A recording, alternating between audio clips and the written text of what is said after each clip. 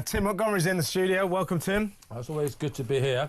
Now, a couple of things. I want to talk about Donald Trump. I want to talk about the British people's response to Donald Trump. But what did you make? Well, first of all, can I get your take very quickly, because we've sort of covered this with Rod and we'll get back to it a bit later. But this Home Office report, which thankfully, commissioned by Home Secretary Yvette Cooper, thankfully rejected by her. So I think we have to give her some credit there. At least You're taking her at face value, are you? Not really. I'm just doing my best to cut her some slack. But seriously, I mean, for people to be at the heart of government in a very important department like the Home Office, and to look to the British people who see two-tier policing, and they see it as a reality. We don't need to debate whether or not it exists. It obviously does. And then to say, well, they're just lying because they're far-right extremists. This is the majority of people in this country. I've been listening to talk all day. I've heard people, blokes phone out and say, I've served my country in Afghanistan and Ireland, all over and Iraq. And now the government is calling me a far-right extremist because I suspect there might be two-tier policing. It's worrying. I mean, it's infuriating, but it's worrying. They actually believe this, don't they? No, well, it's an easier way of dealing with the problem.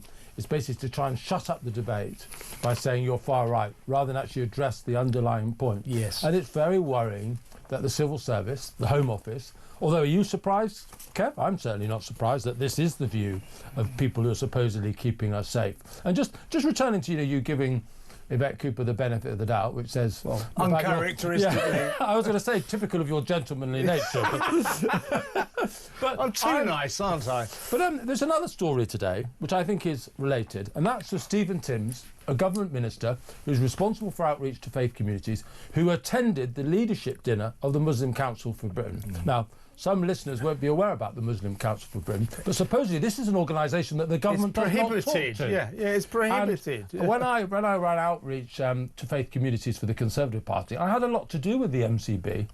Whatever we discussed, there's a lot of common ground between us on the family and other things, but they kept bringing the subject back to Israel. Almost whatever I spoke to them about, Israel was what they really wanted to talk to about them. Now, I won't join the dots, but listeners can do that themselves. But there is something really sinister and unattractive about the MCB, in my experience. The government was right not to deal with them, but it seems when we're not looking, they are dealing with them. So Chris Philp, the Shadow Home Secretary, asked some very tough questions of the government today, and Dan Jarvis, the government minister, said, look, why are you carrying on with this? I've already told you we've disowned the report. Well, forgive us for a moment. When you are having backdoor negotiations with the MCB against government policy, forgive us if we're a little bit sceptical about your honesty. Exactly. What's Sir Stephen Timms and 3 other Labour MPs doing at their leadership dinner? Yeah. We're going to be covering that story later on, so well spotted on that one, because we got it on our list. But you're absolutely right. Yeah. I mean, I think that the Labour Party have this kind of unnatural tendency to suck up to Muslims. There's nothing wrong with friendly relationships with the Muslim community, but our Labour politicians seem to go the extra mile. First of all, they want to exonerate them from any suggestion of terrorism ever, even though 95% of deaths in this country due to terrorism were by terrorist incidents perpetrated by Islamic extremists. So, our big threat of terrorism is Islam. The Labour Party doesn't want to get involved in that, wants to exonerate them, comes up with all these weird things. Well, we've got to define what terrorism is, what extremism is. I don't think we need definitions. The way I see it, I just said this to Rod Liddle, with Axel Rudikabana. Now, I accept he's obviously a lunatic and he's a loner, but to actually state, well, we've looked at our guidebooks and we've established that he's definitely not a terrorist. That's ridiculous. This guy was found with enough ricin poison to kill thousands and an Al-Qaeda training manual written by an Islamic extremist, and yet our authorities, our government, the police, Merseyside police, going out of their way. He wasn't a terrorist. This is an ostrich head in the sand policy that won't get us anywhere. The Labour Party are terrified of actually suggesting what the truth is, that our biggest terrorist threat comes from Islamic extremism. And I think this links to our discussion on Trump, to be honest, Kevin, because there's an opinion poll out, which I think we're going to come to, which just shows an awful lot of sympathy from the British people to Trump-type policies. And basically what Trump has done is, you talk about an ostrich's head in the sand. I would talk about was it Hans Christian Andersen who told the story The Emperor Has No Clothes? I think it was him, wasn't Hans it? Christian Andersen. But for a long time, we have been told stuff that the average person in Britain, the average person in America knows not to be true. Like someone with an Al-Qaeda handbook, someone who's got a story up. They're not a terrorist. People think, well, okay, maybe the Emperor does have clothes on. But the thing is, the Emperor doesn't have any clothes on. He was obviously sympathetic to terrorist causes. And one day, and I hope it's soon, one day, this nonsense, like it's been happening in America, is going to be washed away. Yeah. And when it is washed away, and I think we're seeing this partly in America, the blowback isn't going to be significant, because what Trump is doing and what a British government needs to do on this sort of stuff is go with the grain of where people already are. This is not against the grain of human nature or British public opinion. People are fed up with Home Office and other officials telling us that black is white and white is black. This isn't terror, when we know what it is. Exactly right. And Trump is finally giving us the lead. And that's the importance of what's happening in America at the moment. Finally, he's not perfect. I don't agree with his pardons. I don't agree with him taking security clearance away from people. But overall, this man is doing what the majority of the British people and the American people want. And we're not getting it from our Home Office or our politicians, apart from a few honourable exceptions, at all. As you imply, what we're saying is, the grooming gangs, that they were predominantly of Pakistani origin, Muslim men. Well, if you believe that, you're some sort of racist. Axel Rudy Obama, rice in poison, Al-Qaeda manual, obviously some kind of a terrorist. Well, if you think that, you're Islamophobic, you're a racist, because he was a young man of colour. In other words, they're telling us that we are stating the truth, and they're saying, not only is that not true, by you believing that makes you a racist and Islamophobic. And you're right, we are sick to death of it, and we're not, to quote the film, we're not going to take it anymore. And do you know who's most sick about it, in my experience, and who we are letting most down most, is Muslim parents in Britain today who worry about their children being radicalised.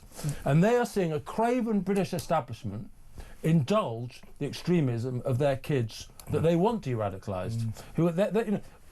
Most Muslim citizens of this country are good people who support British values. Unfortunately, Britain isn't standing with those Muslim parents. It's making excuses for the Muslim extremism of their kids and some of the other elements that we've imported into this country. And it's a disgrace. And as soon as we, as you say, we should have said for a long time, we've had enough. You're right, Tim. Important to remember, the vast majority of Muslim people who live in this country, and they're very welcome and all that, are just like the rest of us. They're struggling to get by. They want to put a roof over their heads, feed their kids, hope their kids get a good education and a good job afterwards. But, they're the same as us, most of them. But there is, within that community, an extreme element, and they are a threat to us. Just before we go to break, Tim, I did want to run this by you. Trump again, as you say. A poll has revealed that the Brits are absolutely loving everything Donald's doing. But his latest executive orders, first of all, banned trans people from serving in the armed forces. And also, in terms of diversity, equality and inclusivity, he absolutely, completely eliminated that. Got rid of everyone who's got anything to do with DEI in the forces. And when a few of his appalled officials, government officials, said, in terms of the deportations, we don't want to be a part of this horrific purge of foreign criminals, about 10 seconds later they were sacked. I mean, it's a sight to see, isn't it? I honestly, I made it clear, I don't agree with everything Trump has done. But here's my question for you, Kevin. What he's doing on immigration, what he's doing on net zero, what he's doing on tax, could go on. Has there been a bigger movement towards conservative policy and values in our lifetime? No, there hasn't. We are seeing a massive revolution at the moment. This last week is the biggest shift towards conservatism I think we have seen, bigger than anything Mrs. Thatcher did over 13 years, wasn't it? Yeah. 11 and a half years. This is an absolute revolution we're seeing before our eyes. Yeah. And some of it's not very good. Some of it's a bit the British people will be sniffy at. Yeah. But the overall bulk, thank God. I'll tell you, common sense is coming back to politics. Well, one thing, it was good to see him signing all those executive orders, but he could have got the action going a lot quicker if his signature didn't take so long. It takes about an hour, doesn't it? It's like a graph going up and down. And it does it with the what are those pens called? Calligraphy. But it's like you can hear it squeaking, can't you? You can. Across the page. You can. And just before we go to break, though, I think that his dynamism is sending shockwaves through the political communities of the West generally. These people, our government, politicians in Europe, they're fond of saying, oh, well, you say you don't want any more diversity officers, but it's a little complicated. It's not very practical to do this immediately. It's far more complex than you think. And Donald Trump is basically saying, no, it's not. We do it now. And I think politicians in this country and all over Europe, all over the world, are looking at him and thinking, oh, my God, there goes our entire culture. And isn't it interesting how big business, which has been a big problem in sort of a lot of the wokery that I think we've seen over recent years, that executive order you mentioned on diversity training, what he said is not just got rid of it out of government, he said any private sector company that contracts with government, they have to get rid of it as well, or they will lose the government contract. So he's not only changing government, he's changing the whole economy. And very few businesses are pushing back because they know it all went too far. It became too expensive. It was discriminating against some. For example, people from Asia were discriminated against because they were overachieving, but they weren't allowed to have, they weren't succeeding under the quotas. It was just a complete mess. Of course. And he's getting rid of it. It's amazing to see. I'll leave this hanging in the wind. The NHS, our National Health Service, which always, of course, we've got enough money, we're so cash-strapped. They spend £40 million every year on 800 diversity officers. So think on that.